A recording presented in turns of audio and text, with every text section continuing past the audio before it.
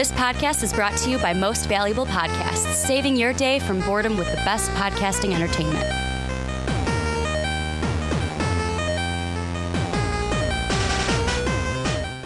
What's up, everybody? Ricky Widmer here, along with fellow man-child Johnny Karlic. Wubba-lubba-dub-dub! And you might be noticing something. If you're on Blog Talk Radio, iTunes, or Stitcher, or TuneIn Radio, you're like, hey, you know what? Nothing has changed. Or if you're on MVP.com, you're like, hey, nothing has changed. However, nothing's different.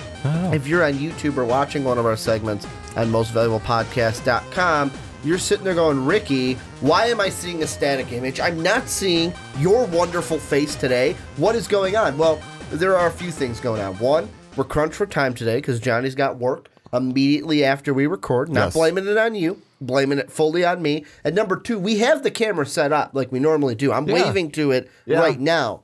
However, I forgot the SD card in my other computer, which is at home, and Johnny would miss work if I went and got it. So it is a static image week here for the Rick and Johnny podcast. It is a true, we're going back to our roots. They finally don't have to look at me. True audio podcast. A little bit of house cleaning before our housekeeping. Before every time we start.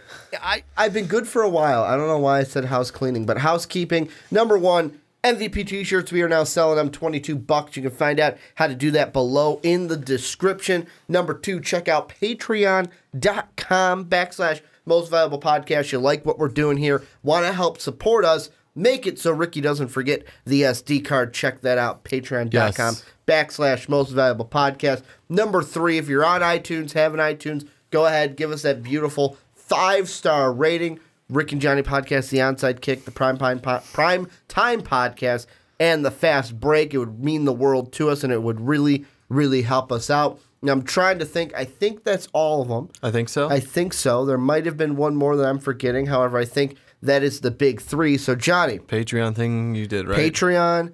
I did the iTunes. We've got the first one with the T-shirt. I think we're all good. I think we're good. Housekeeping.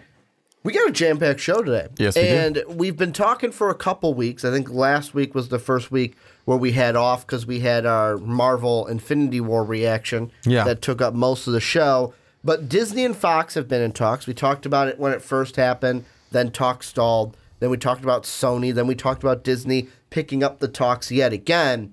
Well, today, it seems like Disney and Fox are in the final stages to sell. Basically, Fox is saying, hey, you can have everything except for FS1 and for like the Fox News, the political side. Which is the only things they want to keep now. They want to go just to strictly which is interesting. Sports and news, right? Which is interesting because I'm going to get into that quickly before we go into X-Men. Yeah. But so they would get the TV, they would get the movies, but they would also get, and this is a side part because I know you're not a sports guy. Yeah. They would get the regional sports. So you know how like the football games here in Chicago are on Fox? Yeah.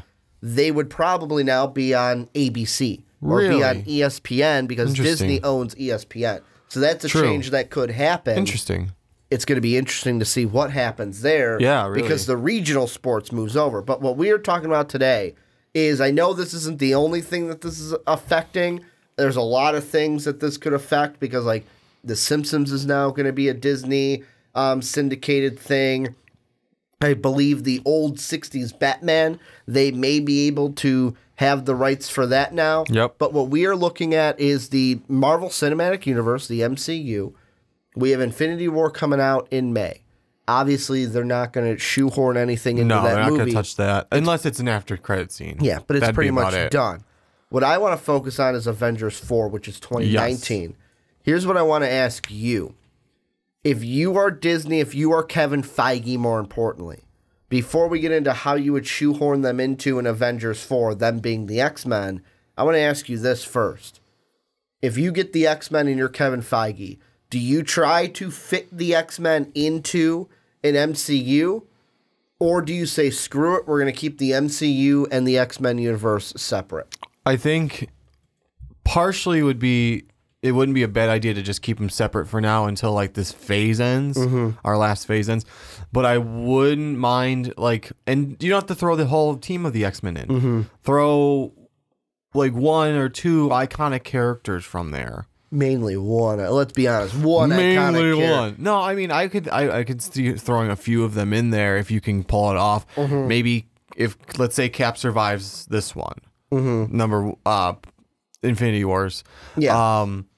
He calls his old buddy Logan, which we didn't have him in any of the other ones, but I mean, then they may have lost touch. They may have we'd have to see if they like purposely make a connection later on, because he wasn't in the original Captain America, but that's because we didn't have the rights for that. Yeah, you can shoehorn him in a little bit there because he wasn't Logan Wolverine was in World War II as well, as you can see from Wolverine Origins, I think it was. Hey, you can have so many. I mean, we can have them call the Fantastic Four, shoehorn them in a little bit, maybe. Even if it's like little snippets here and there of their control, so like, hey, someone like they don't have to have them in there, but hey, someone's like making mention to Reed Richards, or like hey, while we're way over here, who's holding the fort in New York? Oh, don't worry, the Fantastic Four have it. Yeah, so it's like we don't have to worry, we don't even have to go there because we mentioned that the Fantastic Four are there in New York. Exactly. And that's just an example. They don't have to because... And Chris Evans can make a Human Torch joke. There you go. Yeah, exactly. Because he played both characters. That'd be fantastic. I would love to hear. He just has a throwaway line that is a little snippet about the Human Torch. Yes. Here's the thing I'm thinking. Okay. And it's only because I just pulled up an article from independent.co.uk. And I know the main title of this on the YouTube part of side of things is... How do you fit the X-Men into Avengers 4? Or how do you fit some of them in? But this is, first we got to establish, is that the right move? And one thing that I'm looking at that they could do instead, could they shoehorn them into the MCU right at the end? Or do they wait and then do, like from the comics, the Avengers versus X-Men? We could have made. I would say. I know how people get when I say versus anything because I know DC tried that horribly with Batman v Superman, and that didn't turn out too well. Yeah, but I mean, Marvel's been doing fine with a mass, with A, just their movies, but B, throwing. They also got Kevin Feige. That's true, but we've done well with throwing mass groups together, and Infinity Wars seems like it's no different than the others. I think that'd be like a down the road type of thing, or even better yet, I mean, since we'll have everyone, we could, if they wanted to, they can either do it as a TV series or as a set of movies, like a part 1, part 2, an actual Civil War. And I know I brought this up before, and we already technically had Captain America Civil War, and that's why I said more so I would like it as a TV series, because then we have the full fucking storyline. The only person we're kind of sort of missing, Spider-Man. We have a Sony contract with them, but we don't actually have him.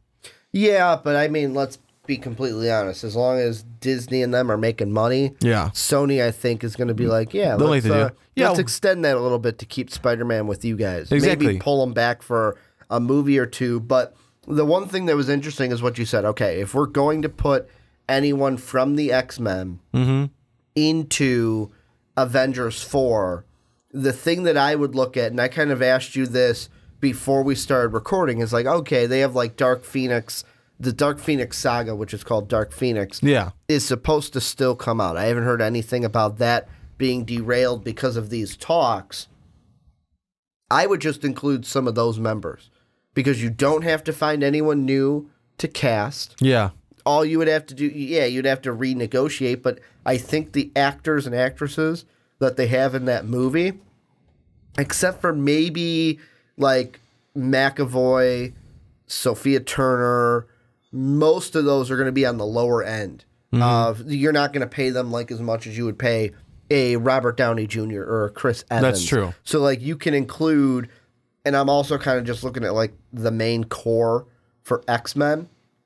You can include a Beast, who's already in that movie. You could technically include Colossus because you already have him casted from Deadpool. And I'm assuming he's going to be back in Deadpool. Technically, you can still recast him as well if you wanted to, because he wasn't like that pivotal character. You could recast these guys, but I'm thinking money. Yeah. You could keep them in if you wanted to. So those are two. Cyclops. Well, that's what I'm thinking is if you recast, for example, him, you might be able to just get him for cheaper anyways. True. Or, but like Cyclops we have. Yeah. Jean Grey we have.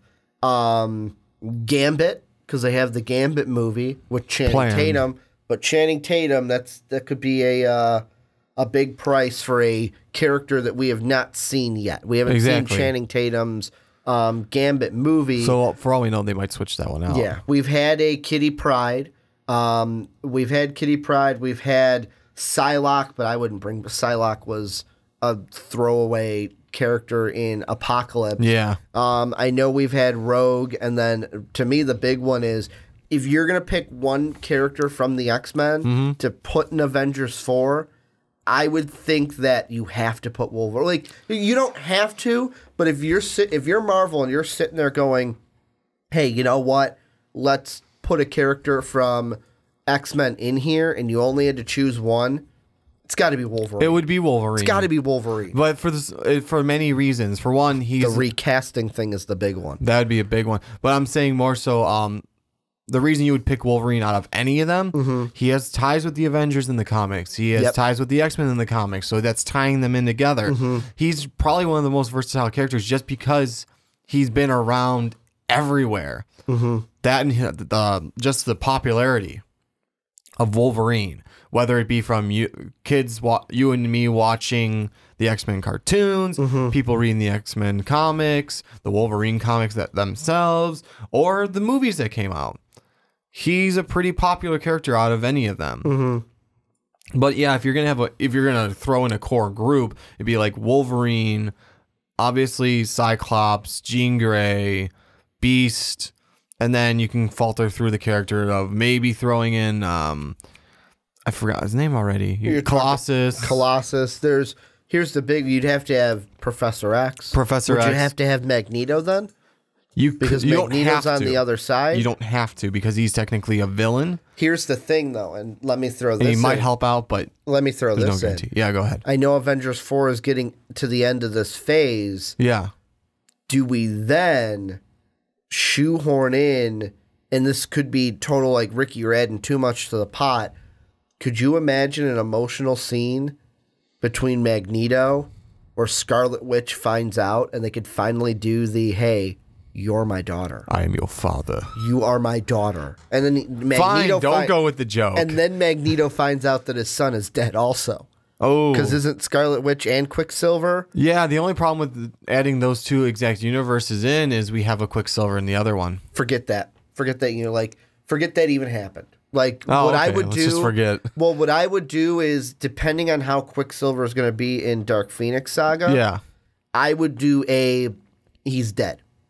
Off-screen death. He's dead. Like, the universes combined kind of a thing. Okay. And Quicksilver's dead in our universe, so he's dead. Okay. That's what I would do. Just to add that emotional tie of, like, I'm your father, but then, oh, shit, my son's dead? My son is dead? True. And like maybe you're sitting there going, well, Ricky, you're adding too much to the pot now. That is too much. But that could also set up a House of M scenario as well. It could. The only problem with that, too, is we kind of have them set up that they're... And, I mean, we could find a way to go about it because remember in Age of Ultron, they talked about how their parents died and they were stuck underneath the rubble for who knows how long. They could be told anything, though. That's true. That's true. So maybe... Hell, they could be adopted.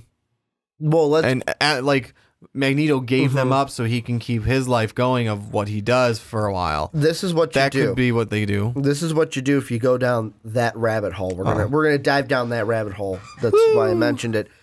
Here's what you do. Okay. Because they were kept prisoner by Hydra. So basically, Red Skull. Yeah. Sure. Madam Hydra, Red Skull, right? Because loosely, it was Red Skull that was leading the Hydra in at the time 1940s, of World War II, but it wasn't exactly him. The point being, Hydra captured you.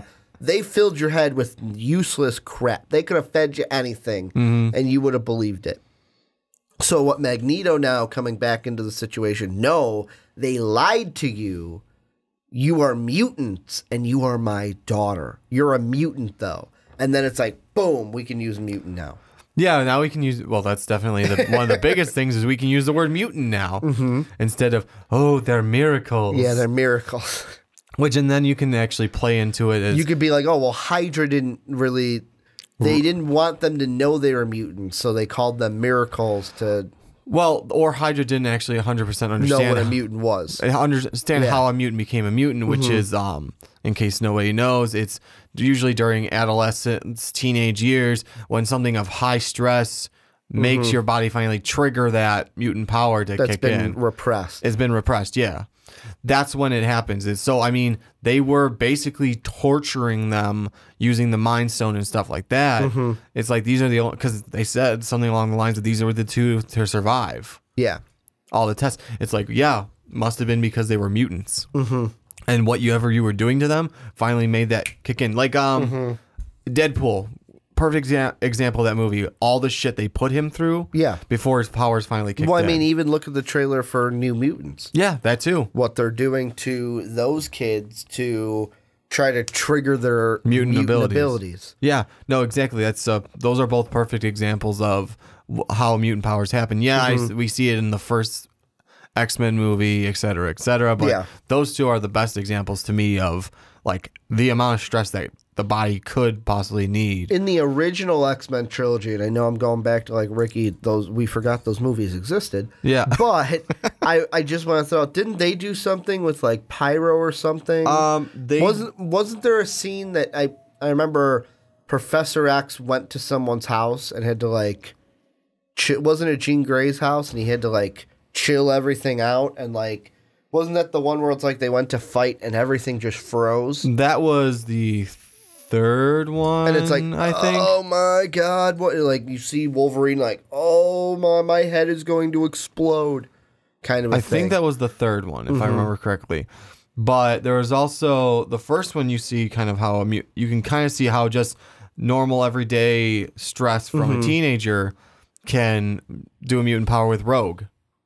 Yeah, she kisses the boy, and then all of a sudden she starts sucking his life force out, basically.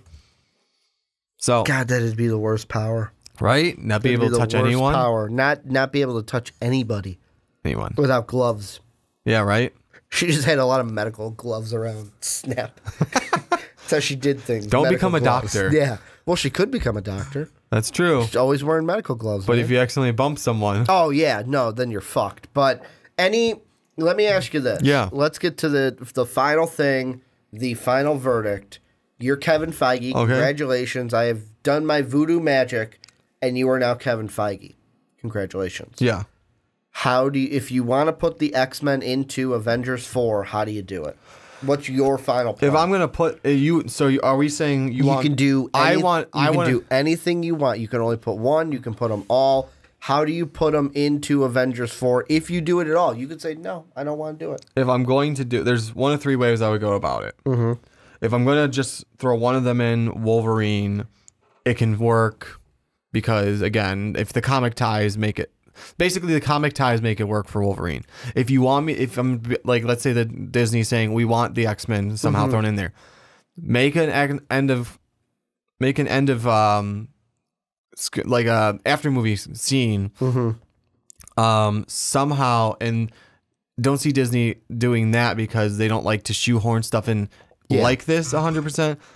Only way I can think to do it right now is, hey, like the end of number 3, we realize shit, this is gonna go real bad if we don't get some extra help. Somehow, like end of credit scene, someone comes up and talks to Professor X. You can have Tony Stark and Professor X having a conversation, or Doctor Strange, Professor X, something like that, saying, you know what, we need help. We need you guys to join us. Or just, you know what, save them for afterwards and start tying them in slowly with the universe after Infinity Wars is over. Let me ask you this. This is, well, not ask you, let me tell you this. This is the one thing that had been running through my head. Yeah. And with how Infinity War is going to play out, I don't think this scenario happens, but this would be my ultimate, like, oh my God moment where I would be so happy in the seats of the theater. Could you imagine Thanos, full Infinity Gauntlet, 'cause it's Avengers 4, just beating the living shit out of the Avengers, like bam, punch, boom, another punch, bam, catches War Machine by the head and just throws him to the ground. Yeah. Like, he is just kicking ass Decimating. and taking names. And then all of a sudden... Well, because he's all out of bubble gum. Yeah, a lot of bubble gum. But he's like, all of a sudden he says some like twerpy kind of Thanos line that we've already seen from the trailers. And then all of a sudden you hear off screen, shink, shink. You forgot about me, bub. And then it's like, boom, yellow suit. There's Wolverine jumping right at Thanos. And it's like Wolverine saves the day. Well, Wolverine tries to save the day by being a distraction. Yeah, Wolverine kind of throws himself in the mix. Doesn't die, but Wolverine just comes out. I feel like theaters would go, what the fuck? That is awesome. And everyone would erupt. If all you heard off screen was shink, shink, forgot about me, bub. And then and then boom, there he is, right there. I'm going 90s, though. I'm going yellow and blue suit. Yellow and blue suit. That's what I'm going with. I think... Yeah, I would love to see that, and just, like you hear just snicked. Yep. And then, it's my turn, bub. Yeah. And just dives right in. He's got to say bub though. He's got to say bub. He's got to say bub. Iconic line, bub. He's got to say bub. But that would be.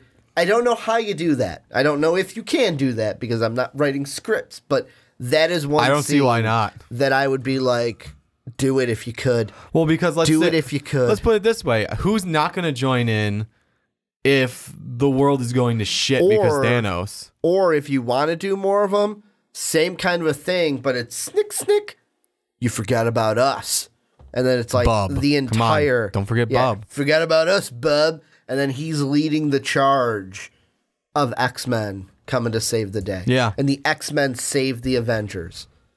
The X-Men are the Trump card. They're the trump card to defeat Thanos. You know what, Captain Marvel? We've talked about her for days. Get her out of here. The X-Men are back. We can finally use the X-Men. Right. It'll probably be something with Captain Marvel, though. Probably will be. That will beat Thanos. But you know what? This brings me on one side tangent now. Go ahead. You know what movie? You know what side movie we can get? If we can't get a. Ooh, that's the way to get around it. Movie? We can't get a solo Hulk film, but now we can have Wolverine versus Hulk. We could as a movie because it's not a whole Hulk film. You know what else we could do? Huh? We could finally get a Spider-Man movie that has Deadpool in it. That too. I forgot about that. We could get a Spider-Man movie that has Deadpool. Yeah, potentially. I don't know what Sony's going to do. Sony would be stupid to not sign another contract. To sign that deal. To sign another contract to say, hey, you know what? You're doing fine. Depending on how our Venom movie does. Yeah. Because, I mean, really, that's the one that they're banking on right now. That's their own really product. all they really have pushing out right now. Well, for the Spider-Man side of it. That's what I'm saying. Any final thoughts on this before we move over into my realm, the DC side of things? No, I'm just super excited about this deal going through. Well, and this is where you guys come in. Let us know down below, what do you guys think? If you had to put the Avengers or put the X-Men into Avengers 4, how would you do it? And also, what would you do? Would you only put one in? Would you not put any in? Would you put the whole team in? Let us know what you guys think down below in the comment section. But Johnny, let's move on. Going into the DC side of things. Yeah, and there's Ricky's turn. Yeah, my turn. A little bit of a shakeup going on in DC. We got to set up this before we get into the main topic. And more importantly, there is, on the executive side with DC, the names I'm not quite remembering right now. Okay. But basically there's Jeff Johns and then there was another guy. The other guy was with the Warner Brothers guy he was on the set of Justice League. He was on the set of these movies just to make sure that everything was going hunky-dory for how the studio wants. Well, he recently asked for, beginning of this year, asked for a transfer to a different department of Warner Brothers. He's now going to focus on the Lego movies that Warner Brothers does. There you go. So now it looks like Jeff Johns, the main guy, well, I've been saying it for years now, and Jeff Johns we trust. Yep, there you go. That he is, and how they're explaining it's kind of going to be like Wonder Woman, where it's like, hey, these are going to be connected in some way, like bookend with the picture in Wonder Woman. Okay, it's connected, but it's its own story off here. Exactly. With movies, and the big one that everyone's talking about is Batman, because the news is that Matt Reeves, who Planet of the Apes director, he is going to direct The Batman, which is the next solo Batman film that we have been promised.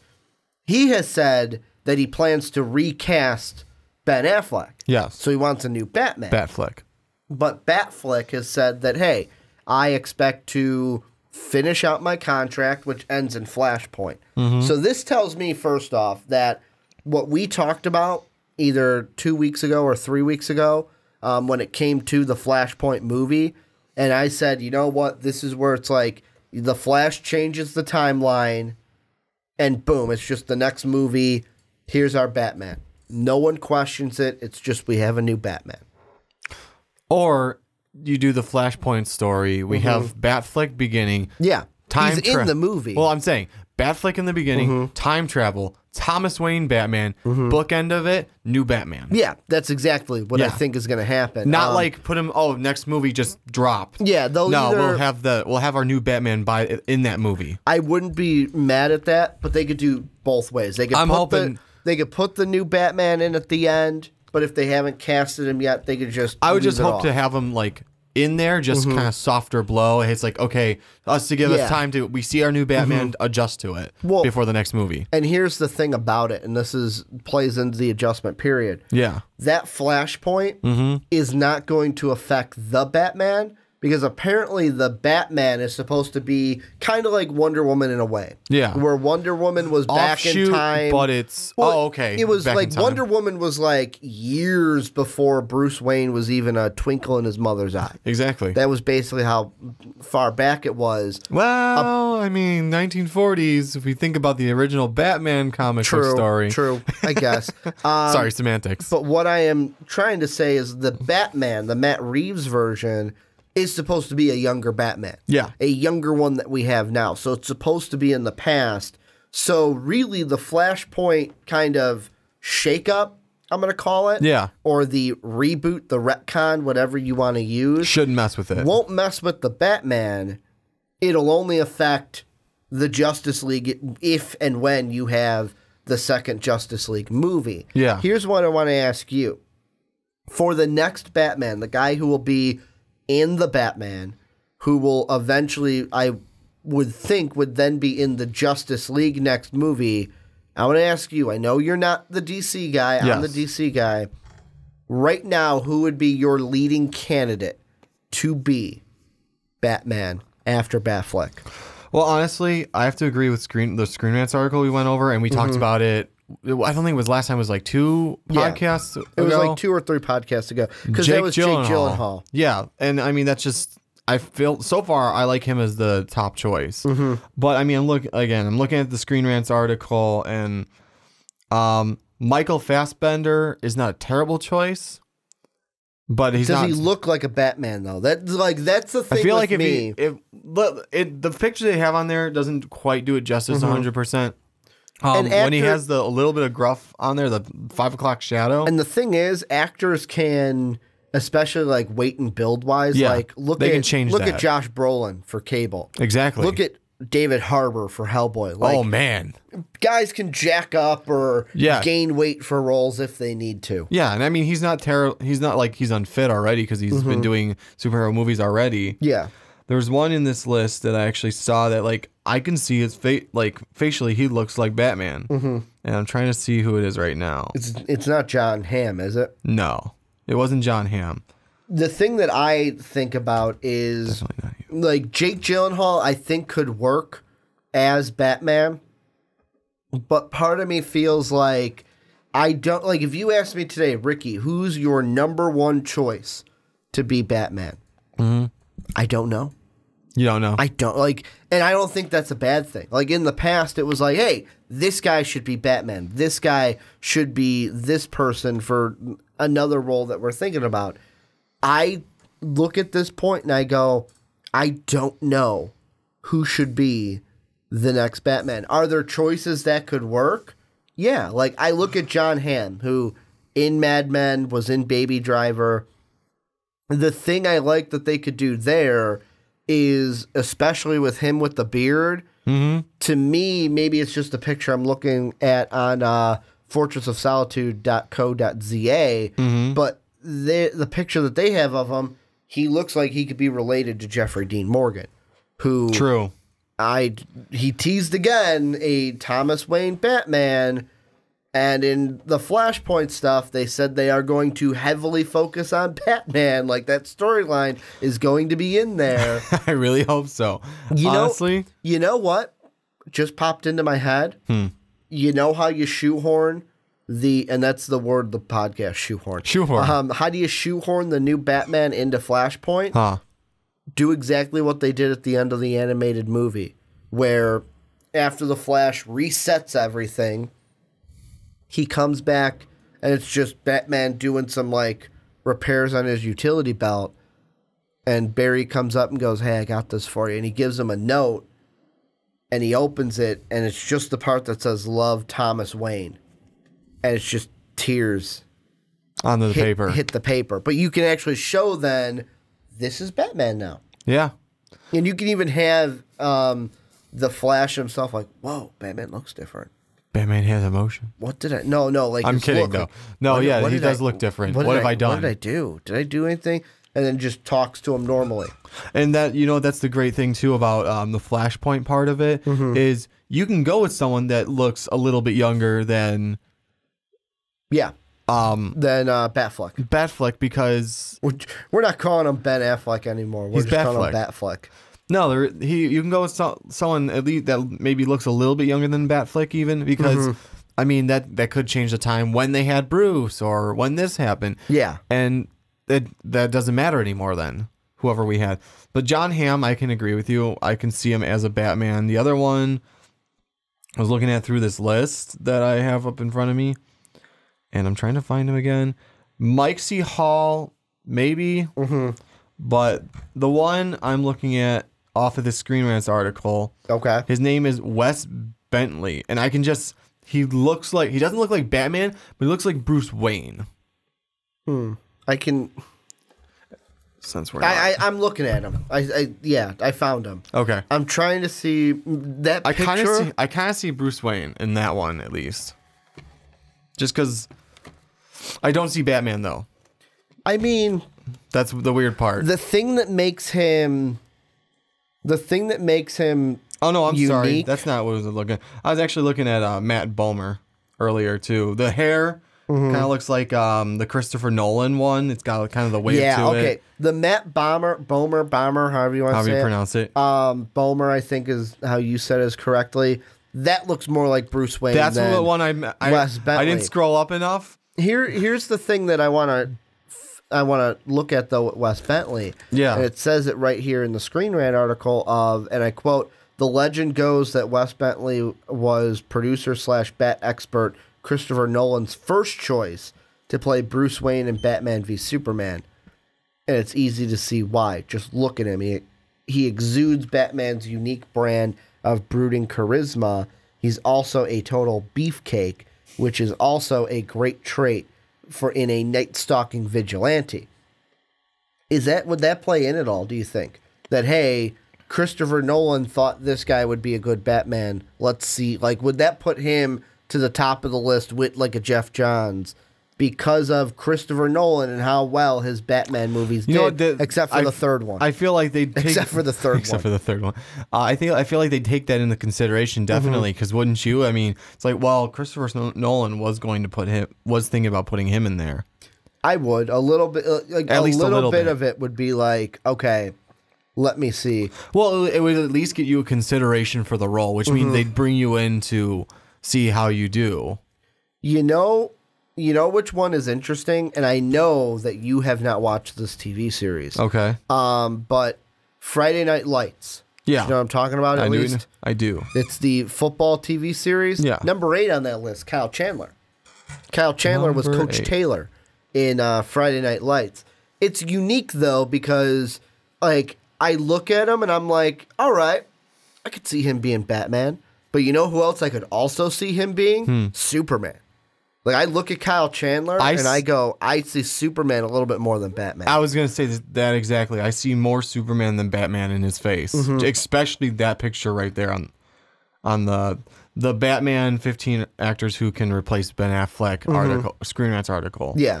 The thing with, and I mean, I know you mentioned him earlier. Yeah. The thing with Michael Fassbender as Batman, because let's just get it out of the way. I know a lot of people are going to say, well, what about Michael Fassbender? I don't know. There's something about the look of Fassbender. Like, yes, there's how you're going to play the character, but I'm also a big one of how you're going to look to be the character. Because the big thing, like Hugh Jackman, if you look at Hugh Jackman the first time he played Wolverine to Logan, completely different. You want to know why? That first one was, hey, I'm going to try to look as much like a Wolverine as possible. By the time he got 17 years through the character, I am the character, so I can basically make my own iterations to it and changes throughout that 17 years to where when we went to Logan, it's Wolverine because that's all we've noticed. Exactly. Well, the other thing with that is mostly just Hugh Jackman went from semi like fit to jacked beefcake. Yeah. And I mean the hair was still kind of said Wolverine. Like that's the main thing. With the like two little curls.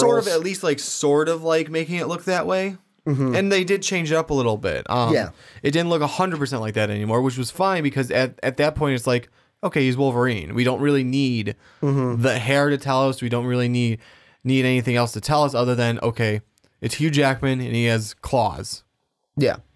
That's all we needed. And after 17 years, of course, it's all we needed. And part of me feels like if you put a gun to my head and said, Ricky, you got to pick one person to be the next Batman, I think I would pick John Hamm. Yeah. From Mad Men. Like, it would be a mix of, like, John Hamm because I think he could play the role. Plus, I think that, I know that I'm reading here that back in the day he was a popular fan choice to play Superman. Yeah. But I kind of feel like he could play Batman. And the thing that you need from Batman, especially in the suit, is I am dying for, in the movies, the kind of just casual talk that you get between Batman and Superman. That'd be great to have. Because, like, the one I'm thinking of is, like, what I watched last night in Justice League Doom. Yeah. Where at the very end, it's like Batman just, even though they didn't, like, draw it on his face, the way Kevin Conroy is, it's just like, he's just pissed off. Like, Batman's just pissed off all the time. Where it's like, the one point in that where they go, oh, we wouldn't have contingency plans against any of Justice League. He goes, well, you're damn fools, and then storms off. Yeah. Or like when Superman goes, wow, you have such a big ego to think that you don't need a contingency plan, and he goes, I do have a contingency plan. It's called the Justice League. And just like the way he delivers it, of course, I'm not Kevin Conroy. That's who we really need. We need Kevin Conroy to voice actor over a person. Batman, to voice actor over a person. That would be interesting. John Hamm would be my first choice because I think he can do it. Luke Evans would be an interesting one because all the pictures I'm seeing has the mustache, has the little goatee patch. He was in Gaston. He was also in Fast and the Furious 6. Yeah, he was as in the villain. Dracula Untold as well. That's the thing, though. I have not seen him in a role where he has been the hero. Gaston's a villainous character. The character he played in Fast and the Furious, a villainous character. How do you bring that over into Batman? He was like an anti-hero type thing in Dracula Untold. Okay. And I can see, the only reason I can see him being it because of that is because it kind of had the same brute when it finally started to kick in that he's Dracula. Yeah. It kind of brought in this brooding thing because he had basically, and spoilers if you haven't seen it, but that's your fault because it's such an old movie now. At the camera, I did because we're so used to that. I love it though. I love it. No, the thing is, Dracula Untold, what happens is his village is being raided by a way bigger army, and he finds his cave. It's like, hey, the creature in there is basically the original Dracula in a sense. He's a demon, and he says, hey, I'm going to give you these powers for 3 days. If you drink blood in those 3 days, you're going to release me and you're going to stay as Dracula. Yeah. But if you don't, you'll change back to normal. Well, on the third day, they're raiding him. He loses his powers. That's keeping this army at bay. And it's like, he drinks blood. He drinks his wife's blood because she's about to die anyways. And then he kills off the other army. But the thing about that is, when he like finally has to do that, he made that choice to save his village and stay this monster forever. It kind of like went into the brooding Batman thing. It's like, I'm doing it for the right reason, but it sucks. And that's why I look at it and I go, because I never saw that Dracula movie. Yeah. And there's part of me that goes, I'm not going to write you off completely, but that would be an interesting pick. Yes. And the thing about it is, the great thing about the Batman movie, is this will be a time for a new Batman to come in and boom, establish himself as Batman in our eyes. Yeah. Without having to worry about dealing with the Flash or dealing with Wonder Woman or here's Superman over here. It's basically just him being Batman, and that's all we are dealing with. Yeah. I want to ask you, before we move on into Mega Man, any final thoughts about the Batman, or Flashpoint in general? No, I would...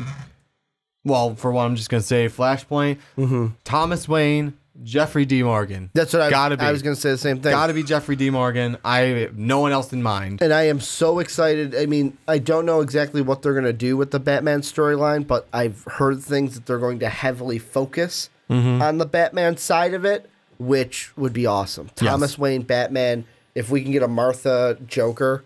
Wait, your mom's name is Martha? My mom's name is Martha. Maybe we can get that in there, because we all know how I love that. Yeah. Just having the mom with the same name. But no, Jeffrey Dean Morgan, Batman, Flashpoint. We need it. Yes. We absolutely need it. You know, it's one thing that I haven't brought up on a Rick and Johnny podcast. You know who didn't like this version of The Flash? Who? Dave. Really? Dave hated it. Oh, that's right. Yeah. Dave hated it. You told I'm me that before. not going to exactly go into it because I don't want to put words in his mouth.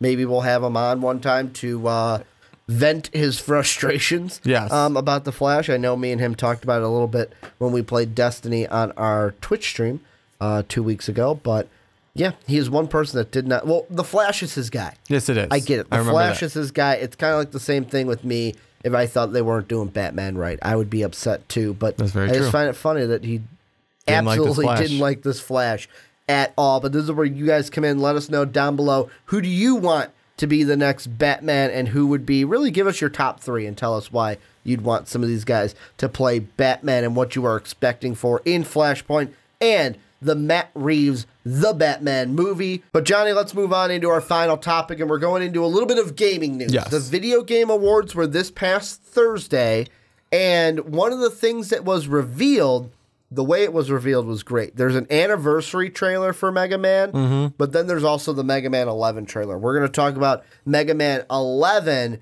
but how they did it overall with the anniversary trailer. They kind of go through all the renditions of Mega Man and like the years that they came out. Yeah. And then at the last one, it's like he's side-scrolling through a Mega Man level, and then they get to 2018, and you're like, wait, that's next year. That means, and then they send you into, boom, Mega Man 11's world. Nice. We've watched the trailer. If you have not watched the trailer, I'm going to leave the trailer to, you know what, screw it. I'll leave it both to the anniversary if you want to see the full thing, or just the Mega Man trailer down below in the description, so you can go ahead and watch it. Come back, see what we're talking about. I'm going to ask you this. What are your first reactions? I know that you're not a huge Mega Man guy. You know the side-scroller thing. I love Mega Man X. Yes. That was my jam. Like, when, how old I am at 27, like, I had an NES, but the NES games that I had were Duck Hunt, a Ninja Turtle game, and Galaga. Those were the three. Like, I was more, okay, I kind of have this, and then boom, Sega. And it was like, yes, this is the first system that I latched to and made it my own. What are your first thoughts and reactions, though, to the Mega Man 11 trailer? Well, we looked at it and I thought it looked great. It's the Mega Man that I like you said, I want really a Mega. I'm not really a Mega Man guy. I know of Mega Man. I know his gameplay. Jump and shoot man. Jump and shoot man. Mega Man. Those things are called Hammer Joe. Shut up! I know that. Yeah, but it's a side scroller like I always know. Like I know of Mega Man being. It looks like Mega Man that I like what I know of Mega Man looking like. And it's kind of cool what they showed of like your suit, like, and you pointed it out. There's like the suits, and you get extra add-ons to the suit, or so changes like, the suit, but it changes some of your power too. So like, let's say you get a different blaster that does something different. His whole suit will change. Yeah, it won't just be the blue suit with a weird gun on it. Yeah, exactly. So I mean, that's kind of cool. That's going to change that up, but it's like the suit, in a sense, changes your power, but and vice versa. So that's kind of a cool concept. Changing up, and I mean, sticking with the side scroller, but making him like a little bit more 3D-ish instead of the 2D is nice, because the world, that means you're side scrolling, but it's not like just flat like our original Mario game we probably have all played at some point. The one thing that I was going to mention, and it's bothered some, but I actually kind of like it, is the art style of the game. No, I do too. I think that like it's them being different, because I kind of I think back to, yet again, I'm going to mention Dave in the podcast. When Dave and I were talking about the Flash on one of our Twitch streams, and he was saying how he didn't like it because of this, that, and this, and the other. There was Spock, who was in our Twitch stream. He even said, like, oh, God forbid they do something different with the character. Like, that's what I think of. That's what I think of here. Like, yeah, the animation style is different. I've heard some people say that they don't like how, especially like the villains, look too Cupheady, is what I've seen it displayed as. But there's part of me that goes, oh, God forbid they do something different with the game. Like, one of the levels we see, it looks like the blaster is basically, here's huge bricks that I'm going to bring down on stuff, and you have to either do that to destroy enemies or destroy obstacles that are in your way. Exactly. But then when you get to the final boss or the mid boss, I will say the art style looks a little Cuphead-like, and there could be some places where it's like, okay, the level design compared to what the boss looks like, it takes a little bit of adjusting with the eye at first. Yeah. But after your eye adjusts, you're like, okay, I think this looks awesome, and I think that it's a new take on the Mega Man that we all know and love. And I'm going to put it this way. Who cares if it's a little bit Cupheady? That's super popular right now. I mean, I don't know how many people I've heard that love that game. Love the art. Love it because of the art style. Yeah, the art style, exactly. It's got that old Mickey Mouse style to a game, which was great to implement. So who cares if it's a little bit like that? Because A, it's so popular. B, it's not like you're stealing it. No. You're just kind of applying a little bit of that to a classic game. I'm gonna say it this way. It's kind of like music. Yeah. Music forever. Like, even think back to, like, and I'm going to date myself here because I'm a music nerd and a music major also in college. It's kind of like, even go back to like the Baroque period, go back to the Romantic style, go back to the classical era. Someone would do something, someone would hear it and go, hey, I'm going to implement that. Yeah, exactly. And maybe for like a measure or two, boom, there you go. I used a similar thing that so-and-so did because I heard it and liked what he was doing, so I'm gonna borrow that. Put it into my bag of tricks. Here's a loose example on a little bit more modern version of that. Thank you. You're welcome. Under Pressure. Under Pressure. Dun, dun, dun, dun, dun. And you who also borrowed have, that? Ice Vanilla Ice Baby. Ice. Vanilla Ice. Then that was one Borrow where, the bass line. Remember, it's different. One is dun dun dun dun dun dun dun dun dun. Where theirs is dun dun dun dun dun dun dun dun. See that extra dun? Wow! That extra dun. It makes huge difference. Completely different. It's a new rhythm now. It's a new rhythm now, Johnny. Anyways, and so we took out a note and put a rest in there. Yeah, we did. Sorry. No, but I mean that's an example. I mean you're just taking something that you liked, implementing it for something else. It doesn't matter. I mean, just kind of, I mean, like you said, God forbid they make a change of some sort to the whatever. So I mean, I like how it looks. I like the aspect of it, and like you said, I'm not really a Mega Man guy, so I may not myself go out and get this. But if you got it, I'm definitely gonna play it with you. If that's I gonna am happen. getting it. I figured that. I am buying it for sure. Like as soon as I saw PlayStation 4, I'm like, I'm getting it. I've got to get it. And like that's the thing I like also, where yes, it's like I believe that like Mega Man Nintendo property, but they're cross-platforming. Yeah. Not just on the Switch. It'll be on the PlayStation 4. It'll be on the Xbox. Now the thing that I think PC. The thing that I think will be awesome for Switch players is they're kind of going to get the full experience of it, because Mega Man not just an NES property, but was also a Game Boy property as well. That's so true. I mean, I wonder if people on the Switch will now take it and go, hey, you know what? I'm going to take my screen out and play it handheld style, because although this is a bigger screen, it reminds me of like when I used to play Mega Man on the Game Boy. Why not? I would. If I was in that scenario, I would definitely start playing it handheld. Instead of just plugging it in. Do you see any negatives in this, though? Is there anything that you looked at where you're like, I'm not a huge fan of that? Well, I mean, again, I'm not a big Mega Man guy, so it was never my game, because I never really grew up with Mega Man. I never had a Sega. That was the game. Mega Man X was, and I knew it was going to come up at some point out of my mouth. Yeah. Mega Man X was my jam. Yes. That was my absolute jam. Like, that is the perfect Mega Man game to me. But it was Sega, right? That Mega Man was mainly Sega at the time? No, that was, I had it on NES. Okay. Or Super NES. Because I had NES, and that was the first one the NES was the only game I owned. The only one we had that worked on it was Duck Hunt. And then next system I finally got was N64. Okay. Yeah, Mega Man X was... I had it on Super Nintendo. I love that game. That game was probably my biggest jam. And that one, the platforms that it was on was Super NES, PlayStation 2, GameCube. You could get it on computer, and then PlayStation Portable later. Yeah, I feel like I was too far into my gaming to like... I would play Mega Man if someone was like, hey, let's play Mega Man, but I never would go out of my way and do it. My big one was... That was my introduction into Mega Man. And that was like the first one I played. Loved that game. Loved it. Played hours of it. It was... My Super NES games were Mega Man X, Turtles in Time. I remember Dave, my friend Sean, my friend Nick would come over. We'd all have us four playing...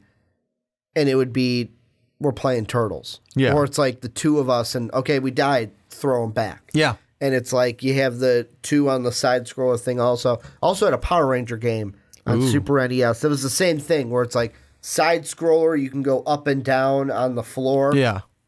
Fighting putties. And then when your power like meter got all the way, morphin' time. And then you morph into the Power Ranger. And I it's remember kind of like that. extra power. Remember that one. But then when I was older, Dave let me borrow a game that his brother had that was basically this was way older. This was like Game Boy Advance or Game Boy 3DS where they went to the thin chips. Yeah.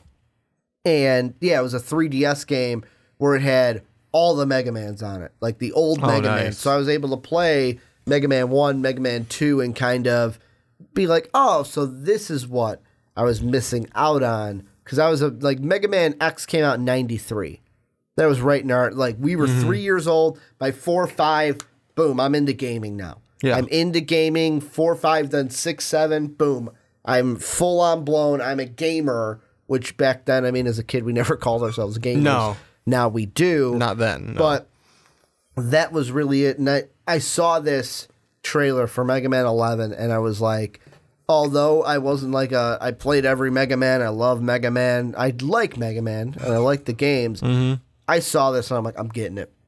I'm getting it for sure. It looks cool. I like the art style, even though it doesn't look a little Cuphead-like. Yeah, but I don't think that's a bad thing. No. I like the Cuphead style. I like what they brought to the table with that. Exactly. And how we can, I'm going to take that and use that here. I also am intrigued for the different weapons thing because different definitely. levels, getting different weapons, then having to learn how to use them and how to progress in that level kind of adds not a difficulty, but a different kind of what's the word I'm looking for? You have to different challenge for each level. You have to also have more of a strategy then. Yes. Because this obstacle, I need this weapon to do it with. I need this weapon to do with this obstacle. Or you might need this weapon then to, okay, how do I beat the boss with this weapon? Exactly. What do I have to do with the boss to beat this weapon? And figuring it out while he's shooting missiles at you or spinning his crane at you, or you've got like flying discs coming at you. Yeah. I'm looking at it hoping that it's a fun experience. Before we move on and do the Fast Break does their little OT edition. So if you're on YouTube, you'll get an extra segment from us about Overwatch's winter event. Any final thoughts on Mega Man 11? No, I mean, it looks really good. The artistry I like. I like, again, sticking with the classic look and everything.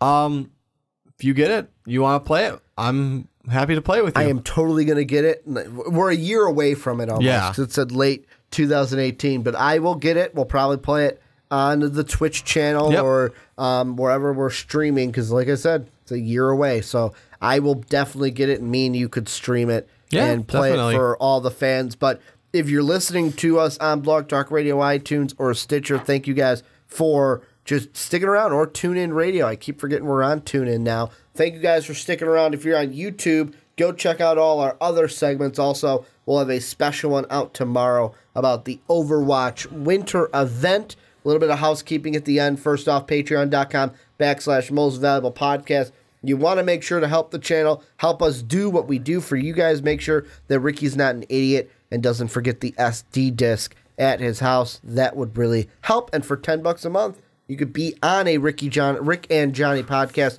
with both Rick and Johnny. Second off, we're selling MVP t-shirts. How do you do it? You email us your size, your address, and your name. We will send you a Square invoice. They are $22. That includes shipping.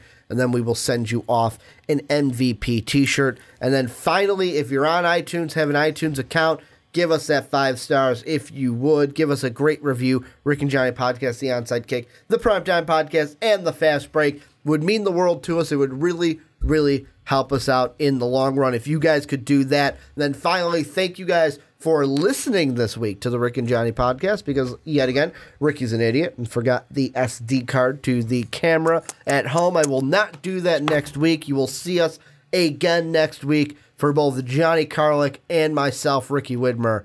We'll see you guys next time.